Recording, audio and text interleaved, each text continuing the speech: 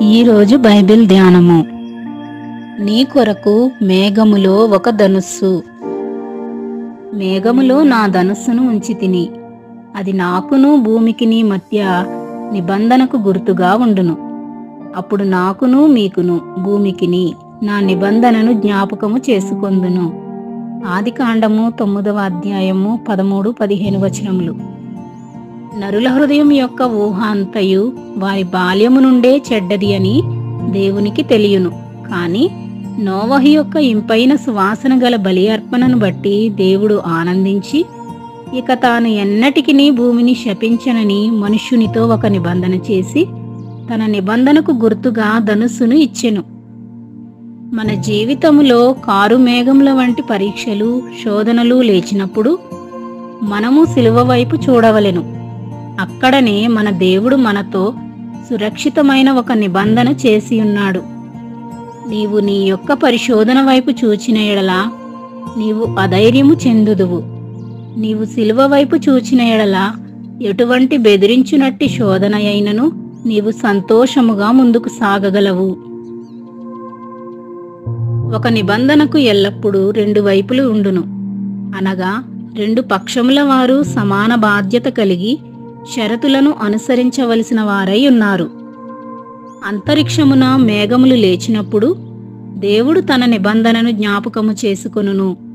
మనము కూడా మేఘములు లేచినప్పుడు, అనగా మన జీవితములో శ్రమలు కలుగునప్పుడు మనము దేవునితో చేసిన నిబంధనను జ్ఞాపకము చేసుకొనవలెనని ఎదురు చూడబడుచున్నాము. అనేకులు తమ జీవితములో అంతయు సాఫీగా కొనసాగుచున్నప్పుడు మాత్రము తమ దేవునితో చేసుకొనిన నిబంధనను జ్ఞాపకము చేసుకొందురు. కాని ఊహించని విధముగా కలవరపరచునట్టి కష్టములు ఎదుర్కొనవలసి వచ్చినప్పుడు వారు సిలువ దర్శనమును కోల్పోవుదురు. వారు దేవునితో చేసిన నిబంధనను మరచిపోవుదురు. దేవుడు తమతో చేసిన నిబంధనను వారు మరచిపోవుదురు. బాప్తిస్మమిచ్చి యోహాను మధురమైన అడవి తేనెను మరియు రుచిగల మిడతలను తినుచుండినప్పుడు అతడు యేసు ప్రభువును గూర్చి, ఇదిగో లోక పాపమును మోసుకొని పోవు దేవుని గొర్రెపిల్ల అని బహుధైర్యముగా ప్రకటించెను.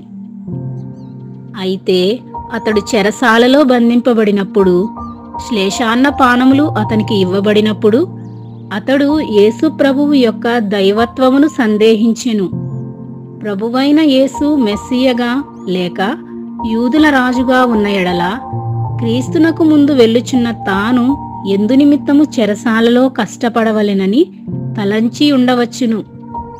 నేడు కూడా అనేక బాప్తిస్మమిచ్చి యోహానులున్నారు. సమస్తము సక్రమముగానున్నప్పుడు వారు కూటములలో క్రీస్తును గూర్చి ధైర్యముగా సాక్ష్యమిచ్చుట చూడగలము.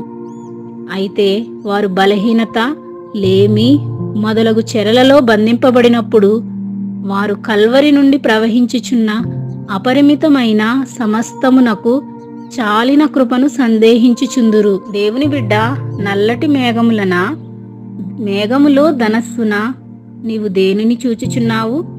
ఈ వీడియో యొక్క పూర్తి స్క్రిప్ట్ కావాలంటే దయచేసి డిస్క్రిప్షన్లో చూడండి. ఈ వీడియో ఆంగ్లము మరియు హిందీ భాషలలో కావాలంటే ఛానల్ను సబ్స్క్రైబ్ చేయండి మరియు వీడియోలను క్రమంగా అనుసరించండి.